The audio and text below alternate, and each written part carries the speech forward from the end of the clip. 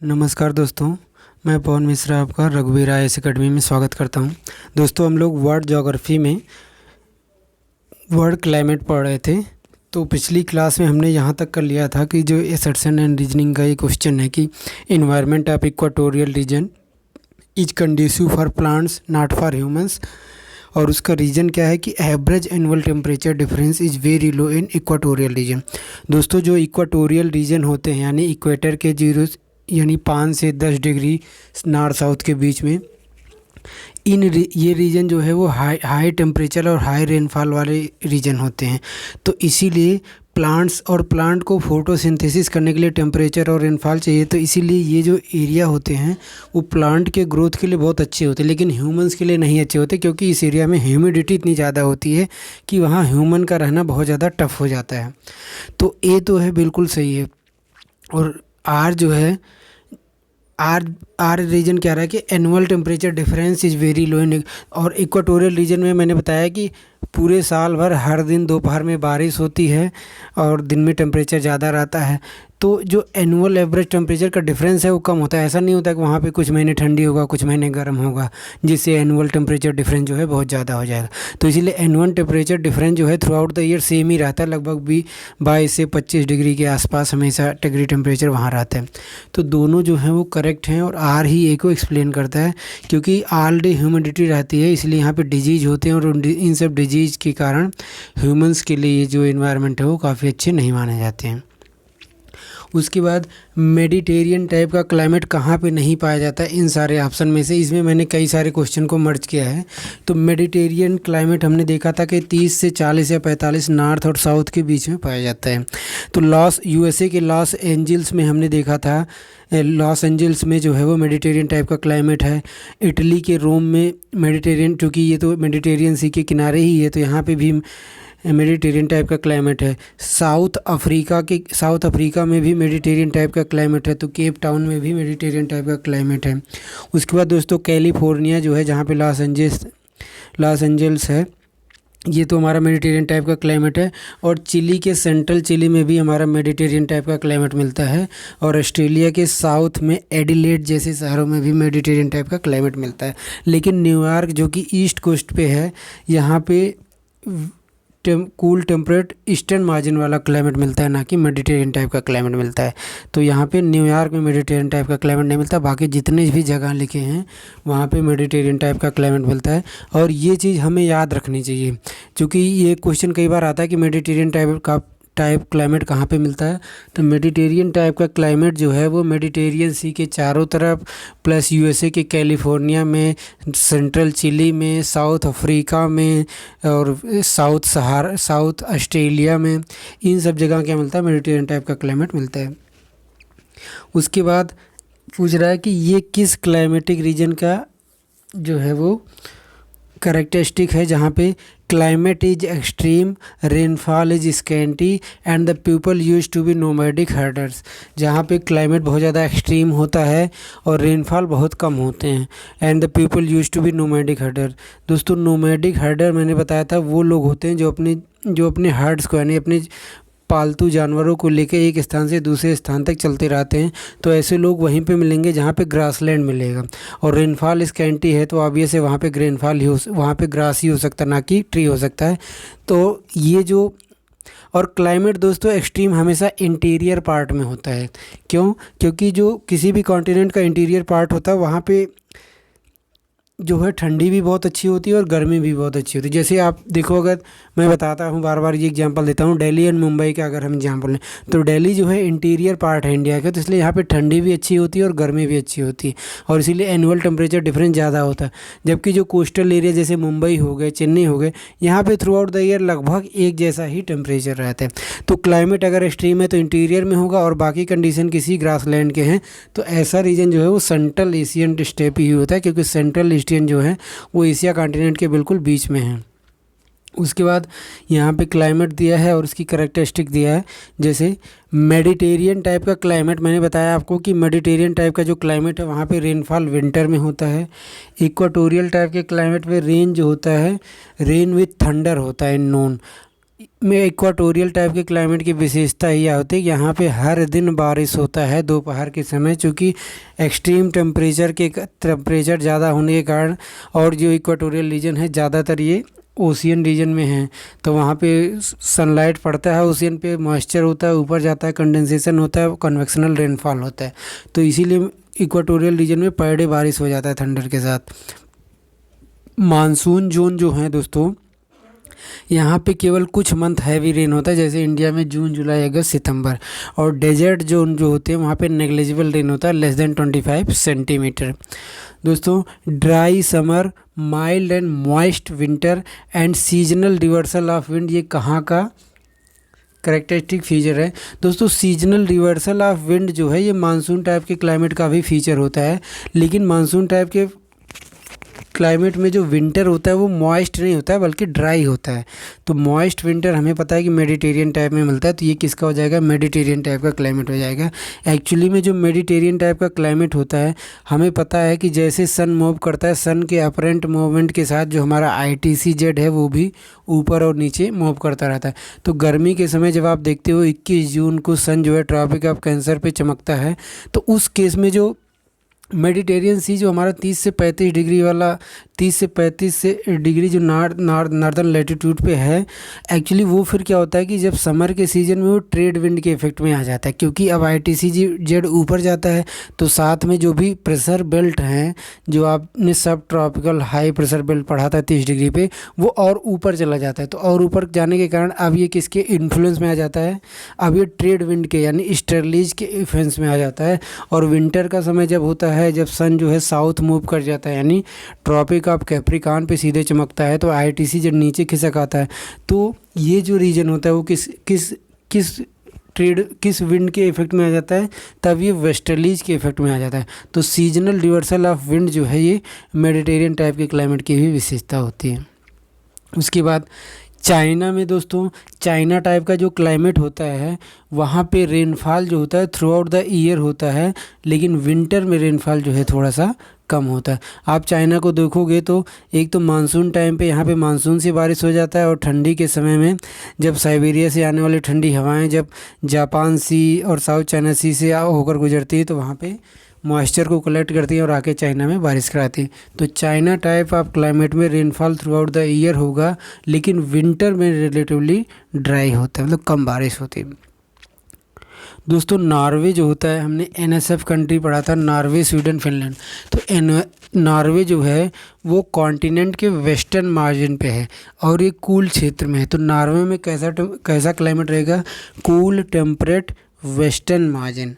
Western margin का मतलब continent का कौन सा मार्जिन है, तो वेस्ट में है यूरोप कॉन्टिनेंट के, और किस रीजन में, ट्रॉपिकल या टेम्परेट, तो टेम्परेट रीजन में, और कूल वाले क्षेत्र में, तो कूल टेम्परेट वेस्टर्न मार्जिन। यहाँ पे रेनफॉल जो होता है वो विंटर सीजन में अकर होता है, और विंटर सीजन और समर सीजन में जो है वो इक्वली अकर होता है, इक्वली होता है। उसके बाद wet winter dry summer, obvious है वेट विंटर हो गया तो मेडिटेरियन टाइप का क्लाइमेट हो गया, यानी इटली हो गया। ट्रॉपिकल क्लाइमेट दोस्तों, ट्रॉपिकल क्लाइमेट में क्या होगा, समर में नेग्लिजिबल रेन होता है। तो जो सूडान है, सूडान जो है सवाना वाले क्षेत्र में आता है, यहाँ पे जो ट्रॉपिकल टाइप का क्लाइमेट मिलता है। और हॉट ड्राई समर और शॉर्ट विंटर दोस्तों, ये डेजर्ट एरिया में ही होता है जनरली। वो ये इधर इस साइड में जो हमारा वेस्ट एशिया है उस साइड में होता है कि विंटर जो है बहुत कम समय के लिए होता है, और समर जो होता है बिल्कुल हॉट एंड ड्राई होता है हमारे स्थल के कारण। तो hot dry summer and short winter Iraq का है, and hot and humid summer and cold and dry winter ये चिली का कैरेक्टरिस्टिक है। दोस्तों, चिली का जो सेंट्रल पार्ट है केवल वहीं पे ही मेडिटेरियन टाइप का क्लाइमेट होता है, बल्कि और बाकी जो नॉर्थ होता है वहाँ पे किस टाइप का क्लाइमेट होता है, hot and humid summer and cold and dry winter. तो यहाँ पे कोई कन्फ्यूजन नहीं रखना, वेट विंटर है तो इटली हो गया, ट्रॉपिकल टाइप ट्रॉपिकल क्लाइमेट कहाँ पे, सवाना ट्रॉपिकल क्षेत्र में आता है। Hot dry summer and short winter west Asia यानी हमारा इराक में हो गया। And hot and humid summer and cold dry winter कहाँ पे हो जाएगा, चिली में हो जाएगा। उसके बाद यहाँ पे ये बहुत इंपॉर्टेंट क्वेश्चन है, रीजन दिए हैं और क्लाइमेट का टाइप दिया है। जैसे कैलिफोर्निया, अभी हमने पढ़ा कि कैलिफोर्निया यूएसए में मेडिटेरियन टाइप का क्लाइमेट है। दोस्तों वेस्ट ऑस्ट्रेलिया जो है वो डेजर्ट है। हमने 3 टाइप के तीन डेजर्ट देखे थे वहाँ पे, great sandy desert, great Victoria desert. तो वेस्ट ऑस्ट्रेलिया पूरा डेजर्ट है। बांग्लादेश में दोस्तों मानसून है, तो ट्रॉपिकल मानसून हो गए। और रसिया के साइबेरिया में क्या है, टेम्परेट क्षेत्र में आता है, तो कोल्ड टेम्परेट क्षेत्र, ट्रॉपिकल कोल्ड टेम्परेट क्लाइमेट हुआ है यहाँ पे। उसके बाद है हमारा जो कॉन्गो बेसिन है। दोस्तों कॉन्गो जो है, चाहे वो कॉन्गो हो, चाहे वो डेमोक्रेटिक रिपब्लिक ऑफ कॉन्गो हो, चाहे गेबान हो, ये तीनों देश इक्वेटर पर लाई करते हैं, तो यहाँ पे इक्वाटोरियल टाइप का क्लाइमेट होगा। सूडान, हम बार बार बता रहे हैं कि जो ईस्ट अफ्रीका है, सूडान, साउथ सूडान, यहाँ पे सवाना टाइप का क्लाइमेट है, क्योंकि यहाँ पे सवाना ग्रास मिलते हैं जिसको ट्रॉपिकल ग्रास भी कहा जाता है। उसके बाद करेक्ट स्टेटमेंट को कई सारे को मैंने एक साथ मर्ज किया है कि इन मेडिटेरियन सी विंटर रिसीव्स मोर रेन। तो ऑब्वियस है कि मेडिटेरियन रीजन में विंटर जो है ज़्यादा बारिश होती है। चाइना टाइप क्लाइमेट में rainfall through out the year होता है, लेकिन मोर रेन होता है ड्यूरिंग समर देन विंटर होता है, ये भी हमने देख लिया था। चाइना टाइप दोस्तों 25 से 40 नॉर्थ साउथ लैटिट्यूड में मिलता है। उसके बाद in equatorial region year is divided only in 2 season, summer and winter. दोस्तों जो इक्वाटोरियल रीजन है वहाँ पे केवल 2 ही सीजन चलते हैं, समर एंड विंटर, ठीक है। उसके बाद ट्रॉपिकल हाईलैंड, जो ट्रॉपिक क्षेत्र में जो हाईलैंड्स यानी जिनका एल्टीट्यूड हाई है, वहाँ पे जो vertical zonation of different climate, वहाँ पे अगर हम वर्टिकली देखें तो डिफरेंट क्लाइमेट मिलते हैं। दोस्तों इसका सिंपल सा मतलब है कि अगर जैसे ट्रॉपिकल क्षेत्र में किसी माउंटेन या किसी बड़े पीक पे जाएं, तो नीचे से ऊपर जैसे जैसे जाएंगे अलग अलग टाइप के क्लाइमेट मिलेंगे। इसका सबसे अच्छा एग्जांपल हम कहाँ से देख सकते हैं, वो हिमालय में। हिमालय पे हर टाइप का क्लाइमेट मिलता है। आप बिल्कुल ऊपर जाओगे टुंड्रा, उससे नीचे टैगा आएगा, और उससे नीचे आप अगर आपको आओगे तो कोनिफरस फॉरेस्ट मिलते हैं। उससे नीचे आओगे और आप तो फिर वो ट्रॉपिकल वाले एवरग्रीन फॉरेस्ट मिलने लगते हैं। तो हर वर्टिकल जोनेशन मिलता है क्लाइमेट का जब भी हम हिल एरिया में जाते हैं, क्योंकि आपको पता होगा कि जैसे जैसे हम ऊपर जाते हैं टेम्परेचर क्या होता रहता है, कम होता रहता है। ये वही सिचुएशन हो गई जैसे हम इक्वेटर से पोल की तरफ मूव करते हैं तो टेम्परेचर कम होता जाता है। उसके बाद असर्शन में ये दिया है कि Mediterranean reason have rainy winter, सही है। During winter they lie in the belt of westerlies, ये भी सही है। मैंने आपको बताया विंटर के दौरान ये जो है वे वेस्टर्ली विंड के इफेक्ट में आती हैं, और वेस्टर्लीज जो है वो नॉर्थ सी और अटलांटिक ओशन से पानी उठाता है और पूरे यूरोप में बारिश करवाता है मेडिटेरियन सी वाले क्षेत्र में। तो both are true and R is correct explanation of है। यहाँ पे मैंने एक्सप्लेनेशन भी लिख दिया है कि Mediterranean climate is caused by seasonal reversal during winter westerlies, during summer easterlies. उसके बाद असर्शन एंड रीजनिंग का क्वेश्चन है कि the parts of north west Europe are open throughout the year. North west Europe जो है वो throughout the year open होता है। उसका कारण क्या है, साउथ वेस्टर्लीज विंड्स जो हैं, साउथ वेस्ट से बहने वाली विंड जो हैं blow over north west Europe through out the year. तो दोस्तों जो यूरोप है ये वेस्टर्ली के इन्फ्लुएंस में आता है। तो वेस्ट का हो, वेस्ट और साउथ वेस्ट से हवाएं जो है हमेशा नॉर्थ वेस्ट यूरोप पे की ओर बहती रहती हैं, लेकिन ये कारण नहीं है कि जो नॉर्थ वेस्ट यूरोप है वो हमेशा ओपन रहता है। इसका दोस्तों मेन कारण क्या है कि जो नॉर्थ वेस्ट यूरोप है वो बहुत टेम्परेट वाले क्षेत्र में आता है, सब बर्फ़ से ठंडी में जमा रहता है। लेकिन गल्फ़ स्ट्रीम जो ओशियन करंट होता है उसी का एक पार्ट होता है नॉर्थ अटलांटिक ड्रिफ्ट। ये गर्म जल धारा होती है जो नॉर्थ वेस्ट यूरोप के कोस्ट पे पहुंच के गर्म जल ले आती है और बर्फ़ को पिघला देती है। तो इस बर्फ़ के पिघला देने के कारण वहाँ के जो पोर्ट होते हैं वो खुल जाते हैं और through out the year work करते हैं, जबकि उसी लेटीट्यूड पे रसिया के सारे पोर्ट ठंडी में जम के बर्फ़ बन जाते हैं और वहाँ पे संचालन नहीं होता है। तो ये एक्चुअल रीज़न है कि नॉर्थ वेस्ट यूरोप जो है throughout the year open होता है। तो both are true and R is not the correct explanation of A, क्योंकि मैंने आपको बताया because ports are open due to North Atlantic drift warm ocean current. Expansion of Europe is in the belt of westerly wind. तो ये तो सही clear ही आपको। उसके बाद है in Mediterranean climate temperature is constant throughout the year. दोस्तों जो मेडिटेरियन टाइप का क्लाइमेट होते हैं वहाँ पे टेम्परेचर जो है throughout the year constant बना रहता है, ठीक है, अप्रॉक्सीमेटली 12 से 13 डिग्री सेंटीग्रेड। उसके बाद है climates associated with shifting of pressure belt. कह रहा है कि वर्ल्ड के कौन कौन से क्लाइमेटिक बेल्ट हैं जो शिफ्टिंग ऑफ प्रेशर बेल्ट से इफ़ेक्ट होते हैं, मतलब जहाँ पे हवाओं के रुख के परिवर्तन से मतलब कि समय के अनुसार वहाँ पे हवाओं का रुख बदलता रहता है। ये कुछ बॉलीवुड टाइप का हो गया। तो अगर हम देखें इक्वाटोरियल रीजन, दोस्तों यहाँ पे तो कोई इफेक्ट नहीं, थ्रू आउट द ईयर बारिश होती है। मेडिटेरेनियन सी अभी हमने देखा था कि ये जो है वो शिफ्टिंग ऑफ प्रेशर बेल्ट से इफेक्ट है। ठंडी में ये वेस्टर्ली के इन्फ्लुएंस में होता है, गर्मी में ये ईस्टर्ली के इन्फ्लुएंस में होता है। मानसून टाइप का क्लाइमेट भी जो है वो शिफ्टिंग ऑफ प्रेशर बेल्ट से होता है, क्योंकि यहाँ पे ट्रेड विंड जो होती हैं वो समर में नॉर्थ वेस्ट हो जाती है और विंटर में नॉर्थ ईस्ट, सॉरी समर में साउथ वेस्ट हो जाती हैं और विंटर के आने के समय में नॉर्थ ईस्ट हो जाती है। जैसे इंडिया में जो मानसून आता है साउथ वेस्ट मानसून हो जाता है और रिटर्निंग वाला मानसून क्या हो जाता है, नॉर्थ ईस्ट। तो मानसून टाइप का क्लाइमेट भी क्या है, शिफ्टिंग ऑफ प्रेशर बेल्ट से इन्फ्लुएंस होती हैं। वेस्टर्न यूरोप का क्लाइमेट ऐसा नहीं है। तो फैक्टर देख सकते हैं, Mediterranean and monsoon type climate are affected by shifting of pressure belt. उसके बाद है correct sequence of climate region while going from Zaire to Netherland. दोस्तों जो जायरे है जिसको डेमोक्रेटिक रिपब्लिक ऑफ कांगो कहते हैं, अगर ये बिल्कुल एक इक्वाटोरियल कंट्री है, इक्वाटोरियल कंट्री से अगर हम नीदरलैंड तक जा रहे हैं तो किस टाइप के क्लाइमेटिक रीजन का सीक्वेंस मिलेगा। तो ऑब्वियस है कि पहले तो हम इक्वाटोरियल क्लाइमेट में होंगे, फिर वहाँ से हम सहारा के डेजर्ट में घुसेंगे तो हॉट डेजर्ट क्लाइमेट हो जाएगा।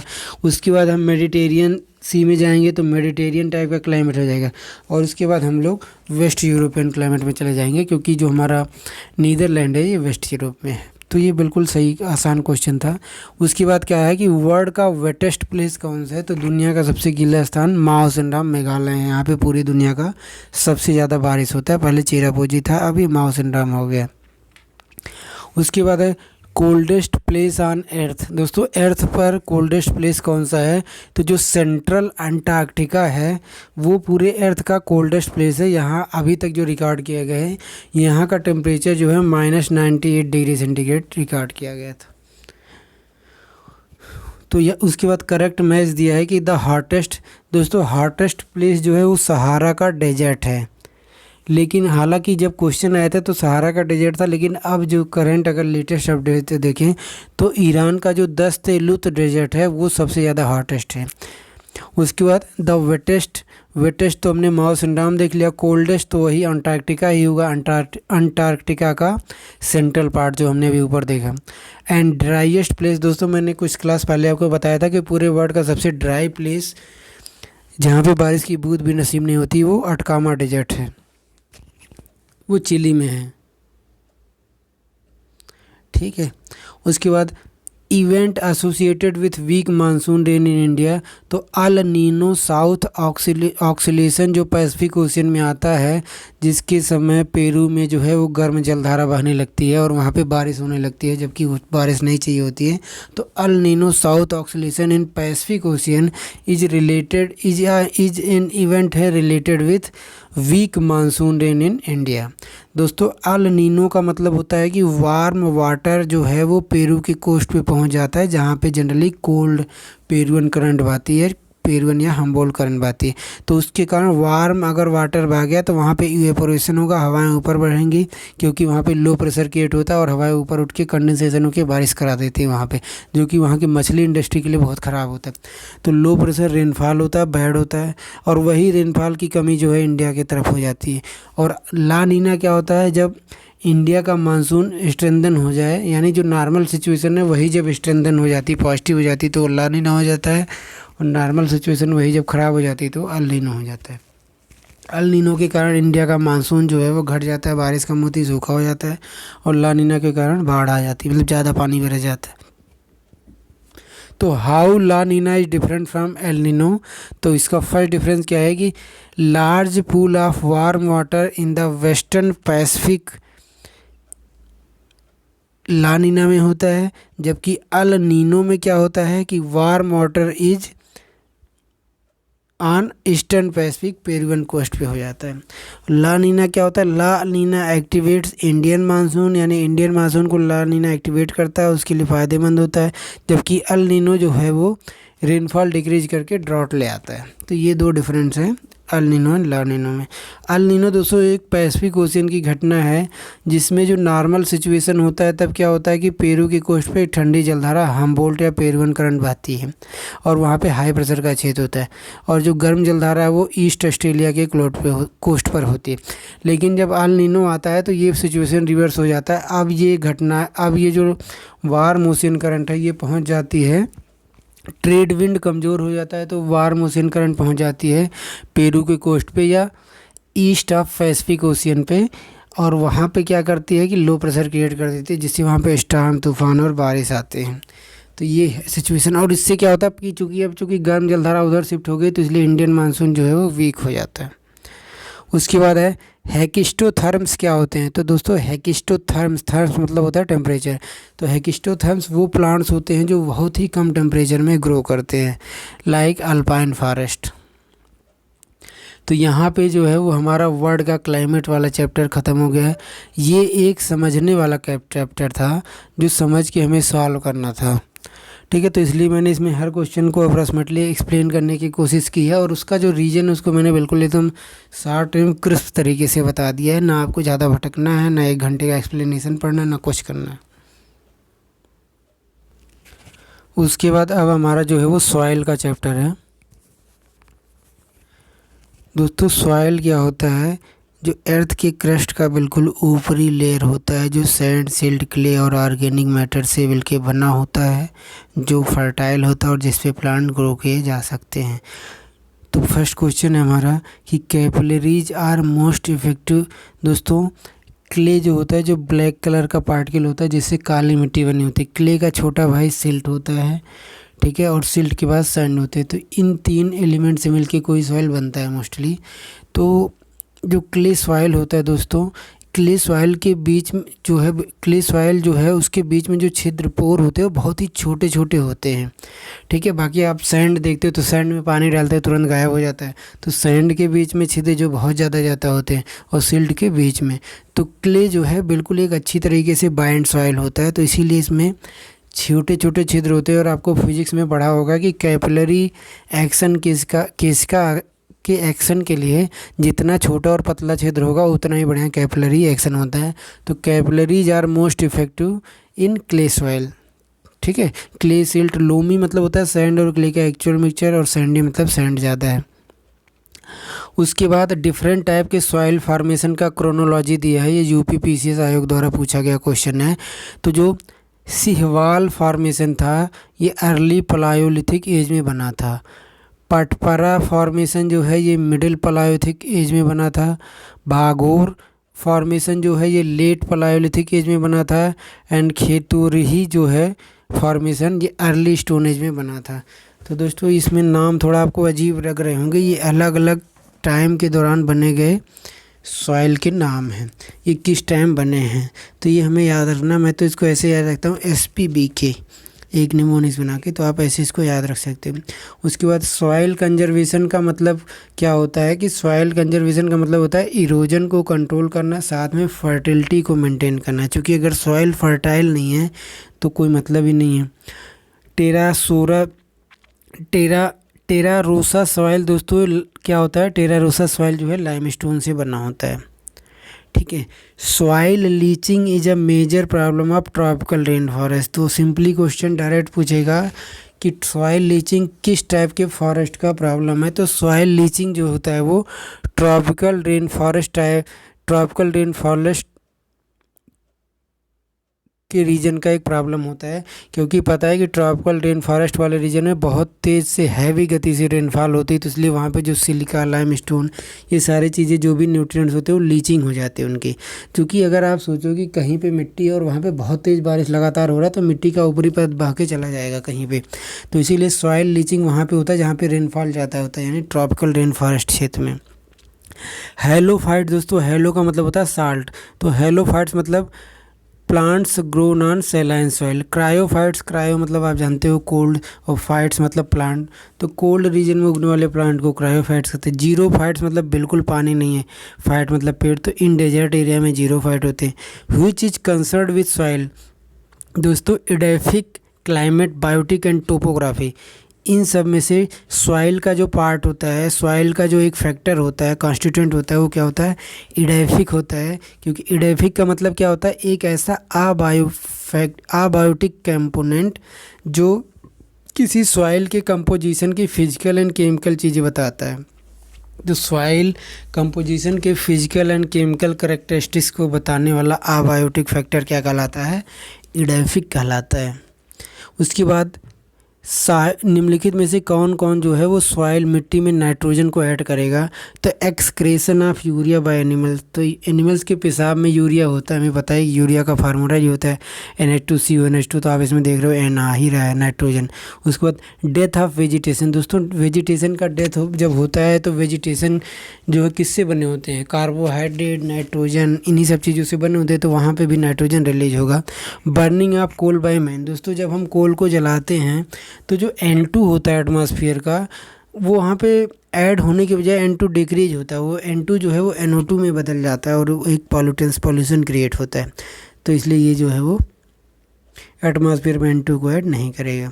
उसके बाद कॉन्टोर बंडिंग क्या होता है दोस्तों, कॉन्टोर बंडिंग मैंने बताया था सॉइल कंजर्वेशन वाले क्षेत्र में कि कॉन्टोर बंडिंग जो होता है सॉइल कंजर्वेशन का एक मेथड होता है, जिसमें माउंटेन का जो स्लोप होता है उसके परपेंडिकुलर हम जुताई करते हैं। जैसे आप इस चित्र में देख रहे होंगे, माउंटेन पे जो अगर हम चढ़ाई करें तो हम सीधे चले जाएंगे नॉर्थ टू साउथ, लेकिन इसमें जुताई कैसे हुई है, ईस्ट टू वेस्ट हुई है। तो कॉन्टोर बंडिंग जो है सॉइल कंजर्वेशन का एक मेथड है हिली एरिया में, जिसमें स्लोप के परपेंडिकुलर जुताई की जाती है, ताकि पानी जब आए इसमें तो नहीं तो अगर हम स्लोप के पैरेलल जुताई करेंगे तो पानी आप डालोगे सीधे, पानी लेके सारी मिट्टी नीचे आ जाएगी। सॉइल और क्लाइमेटिक रीजन दे रहा है, जैसे सॉइल, जैसे हमारा पोर्टजोल सॉइल दिया है, तो दोस्तों पोर्टजोल सॉइल जो है वो कोल्ड टेम्परेट क्षेत्र में बनते हैं, जहाँ पे बैक्टीरिया जो है वो ह्यूमस का डीकम्पोजिशन नहीं करते हैं और ढेर सारा ह्यूमस इसमें होता है पोर्टजोल सॉइल में। लेटराइट साइड हमें पता है कि हॉट एंड ह्यूमिड क्षेत्र में बनते हैं, जहाँ पे खूब टेम्परेचर, खूब रेनफॉल होता है, तो खूब लीचिंग होती है। उसके बाद चेरनोजम सॉइल जो है वो कहाँ पे बनते हैं, तो दोस्तों ये जो हमारा सेंट्रल एशिया का कोल्ड स्टेपी है उस क्षेत्र में बनते हैं। तो चेरनोजम सॉइल जो है टेम्परेट कोल्ड स्टेपी वाले क्षेत्र में, यानी कॉन्टिनेंट के सेंट्रल पार्ट में बनते हैं। और स्पोडोजोल्स जो है वे कहाँ पे बनते हैं, ये जो है उन कोल्ड टेम्परेट क्षेत्र में बनते हैं जहाँ पे ह्यूमिडिटी होती है, मतलब जहाँ पे बारिश होती है। तो ह्यूमिड कोल्ड टेम्परेट क्षेत्र में स्पोडोसॉल्स बनते हैं। और चेरनोजम जो है टेम्परेट कोल्ड स्टेपी में बनते हैं। लेटराइट हॉट एंड ह्यूमिड क्षेत्र में बनते हैं। पोर्टजोल कोल्ड टेम्परेचर में बनते हैं। एसर्शन का क्वेश्चन है कि earth warms are good for agriculture, और रीज़न क्या है कि they make soil soft by breaking down it into the fine particle. तो ये सही है और आ रही है एक का करेक्ट एक्सप्लेनेशन है, क्योंकि दोस्तों जो एर्थ वार्म्स होते हैं ये मिट्टी के अंदर क्या करते हैं, मिट्टी को खाते हैं और फिर जो मिट्टी निकालते हैं वो मिट्टी जो है बिल्कुल सॉफ्ट होती है। और साथ में ये जो है मिट्टी में छिद्र करते हैं, तो हवा एयर, ऑक्सीजन और वाटर मॉइस्चर का भी जो है ऑब्जर्वेशन होता रहता है सॉइल में। तो इसलिए ये दोनों चीज़ों के लिए इम्पोर्टेंस होते हैं।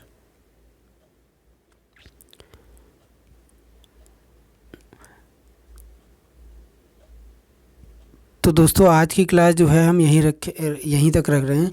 अब जो हमारा जो है वो मेजर ट्राइब्स है, ट्राइब्स के बारे में है, और फिर उसके बाद क्या होगा, हमारा मिनरल्स का डेटा आ जाएगा, ठीक है, और मिसलेनियस। तो अगर एक घंटे का मैं 2 और वीडियो बना दूंगा तो हमारी जो है ज्योग्राफी जो है वो ख़त्म हो जाएगी। तो आज की क्लास हम यहीं तक रखते हैं, उसके बाद नेक्स्ट क्लास में हम देखेंगे इसके आगे की। धन्यवाद।